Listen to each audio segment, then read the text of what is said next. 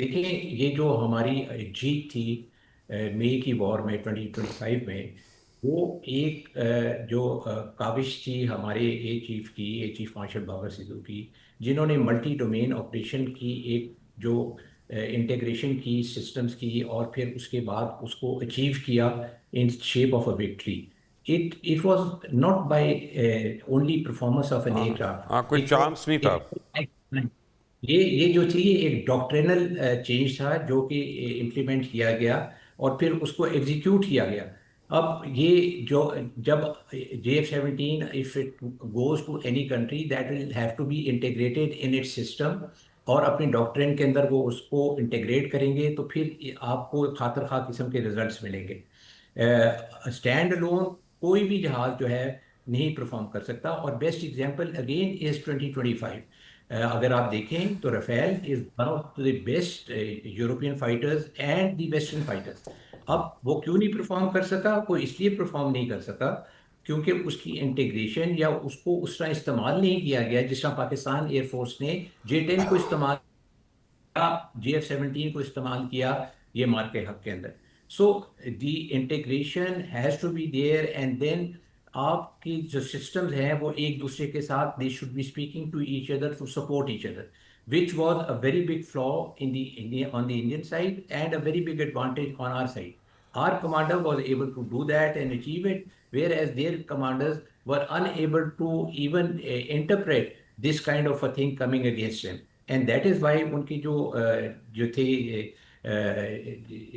CDS जो थे, उन्होंने यही कहा कि जी हमने 2 दिन अपनी एयरफोर्स को डाउन कर दिया, and we were trying to find out where did we go wrong, and when we found out that where we went wrong, then we went into the air. But you don't stop, have a pause. ये कोई cricket का match नहीं हो रहा जिसमें आप drinks की break ले रहे हैं।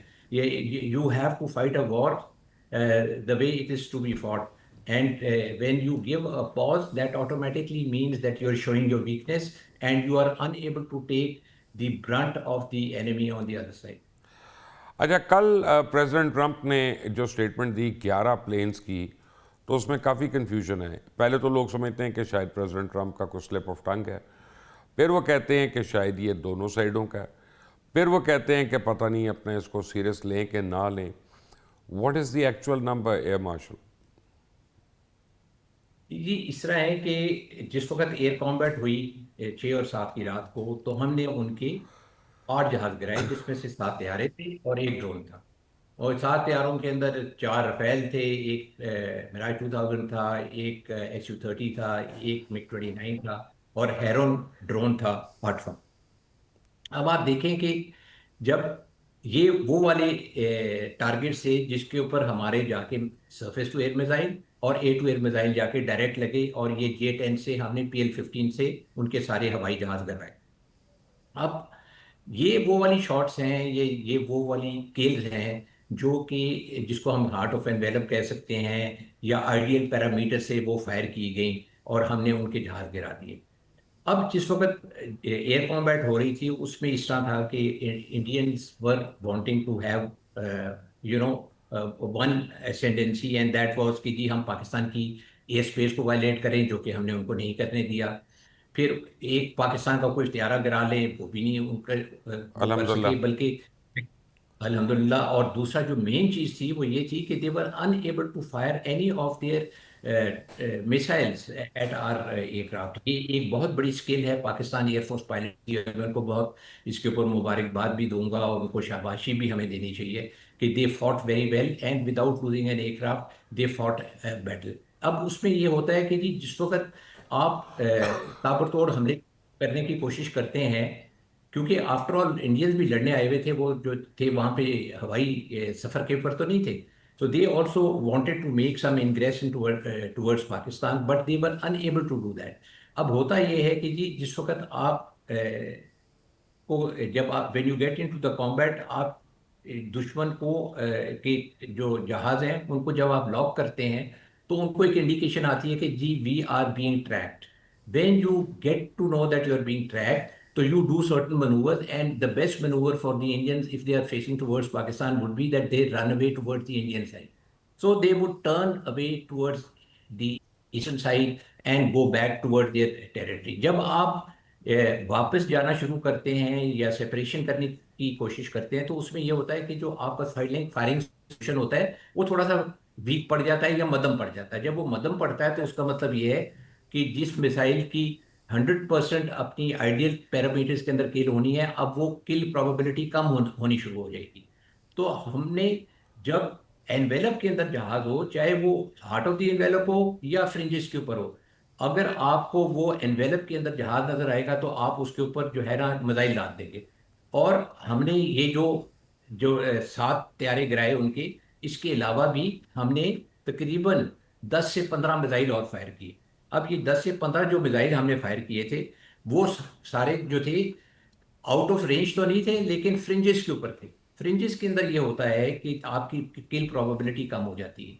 जब आपकी किल प्रोबेबिलिटी कम होती है, उसका मतलब ये है कि अब आपका मिसाइल जो है वो जहाज को डायरेक्टली जाके नहीं लगेगा, लेकिन उसका ये मतलब नहीं है कि वो नुकसान नहीं करेगा। जहाज के अंदर या मिसाइल के अंदर एक वो फ्यूज होता है या मैकेनिज्म होता है जिसको वो कहते हैं जी प्रॉक्सिमिटी फ्यूज। प्रॉक्सिमिटी फ्यूज का ये होता है कि जब आपका मिसाइल त्यारे के नज़दीक से गुजरेगा और वो सेंस करेगा कि एक मेरी रेंज के अंदर जहाज मौजूद है, तो वो एकदम फट जाएगा।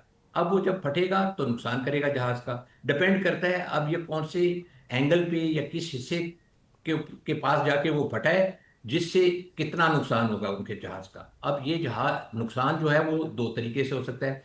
डैमेज होगा, माइनर डैमेज या मीडियम डैमेज, और अगर ज्यादा डैमेज होगा तो जहाज गिर जाएगा। अब इसके अंदर ये जो कैफियत थी उनके जहाज़ों की, पुश की हुई। और ये चूंकि इंडियंस कंफर्म नहीं करते, और वो उनके चीफ साहब का भी इसमें कसूर है कि वो कहते हैं कि जी आप खुद अज्यूम कर लें जहाज गिरे हैं। जब हम अज्यूम करेंगे तो फिर हमारी जगह तो ये ट्रंप साहब अज्यूम कर रहे हैं। उनके पास एक मैकेनिज्म भी है, उनके पास सीआईए भी है, उनके पास दूसरे मुल्कों की भी इंटेलिजेंस जो उनको सैटेलाइट्स हैं, फीडबैक दे रहे हैं। पूरा डेटा है। हाँ, देखिए जी बहुत सारे इसके इनपुट्स होते हैं, और जब आपके पास इतने सारे इनपुट्स हों तो इस तरह की जो चीज़ें होती हैं वो पैसेज ऑफ टाइम के साथ ना एक्सपोज होती हैं। ये नहीं होता कि आपको पहले दिन ही वो एक्सपोज कर देंगे कि जी आपको पता चले। जो एकदम पता चलने वाली चीज़ थी वो आप देख लें पाकिस्तान के अंदर भी, and you are witness to it, कि when we went for the first program on the night of 7th, at that time, I was telling you about 3 to 4 aircraft. By the morning, it was 6, and gradually it creeped up to 8 after अब मुझे हैरानी हुई one. जब आपने मुझे रात को बताया पहला ही कि राफेल गिरा है। अब मैंने कहा कुत्ते की जी मौत मार दिया, उसको क्या कर दिया यार। बेचारा इतना प्यारा जहाज है, उसको कुत्ता बना दिया। तो उन्होंने नारियल सर पे फोड़ के, मिर्चें धुनी में लगा के, आंखों में नींबू डाल के, इन्होंने ये राफेल अंधा होके गिरा है इंडियंस की वजह से। आपने पता नहीं मारा है कि नहीं। तो ये इन्होंने अंधा तो कर दिया इस था उसको। बट हैविंग ऑन अ एक सीरियस नोट, मैं जब आपके जी साथ गया था, I met air commodore Numan वहाँ पे। मैं नाजरीन को बताऊँ, Numan is a ace pilot जिसने अभिनंदन को मारा था और बड़ा पकड़ के फंडा था उसको। और नुमान साहब से मैंने उस वक्त पूछा, मैंने कहा are you ready for another war? उन्होंने कहा एब्सोल्युटली। मैंने कहा क्या होगा? उन्होंने कहा ये देख रहे हैं आप, इनको हम बतखों की तरह उड़ाएंगे जैसे मुर्गाबी का शिकार करते हैं। These were his words. और बड़ा कम बोलते हैं, ज़्यादा नहीं बोलते। बट वहाँ पे नज़र आ गई थी पिक्चर उस दिन मुझे आसिम साहब कि ये नहीं छोड़ना इन्होंने, ये अपना भरे हुए बैठे हुए थे सारे एयरफोर्स वाले वहाँ। मैं हेडक्वार्टर में देख के आया था।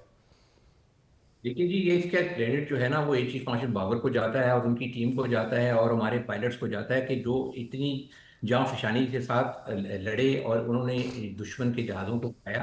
एंड जो मेन चीज़ है, they did not give an opportunity to the Indians to even shoot a single missile at them. अब ये बहुत बड़ी जो है ना स्किल है, और इसके अंदर I am not very credit from the Indian. Unfortunately उन लोगों को मौका ही नहीं मिला कि वो सीधे हो सके। लेकिन और मीटियोर तो फायर उनको कर सकते थे ना, राफेल के अंदर बिल्ट इन मीटियोर है, एक भी नहीं चला। ये क्या चक्कर है?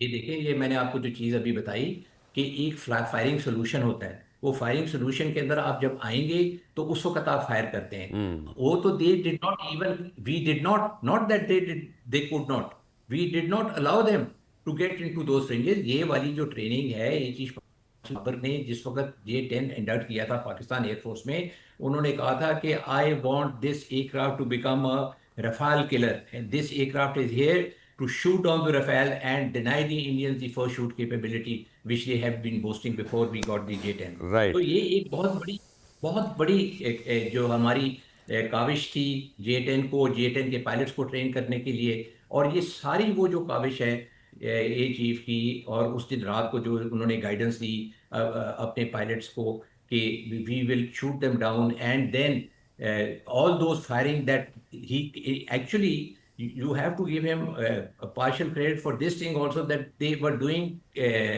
shooting which was within the parameters but on the fringes। और अब आज उसका रिजल्ट जो है हमें नहीं पता चला, लेकिन मिस्टर ट्रंप को पता चल गया है और उन्होंने बताया है। और जिस तरह आपने कहा कि he is not an ill informed person, कि वो ऐसे ही will just get up on to the media and start to say things. After all, his analysis also is also based on certain inputs, और inputs जो हैं ये intelligence inputs होती हैं। और intelligence inputs के लिए who would be better placed than him, because they are the leaders in this technology and in this field in the world।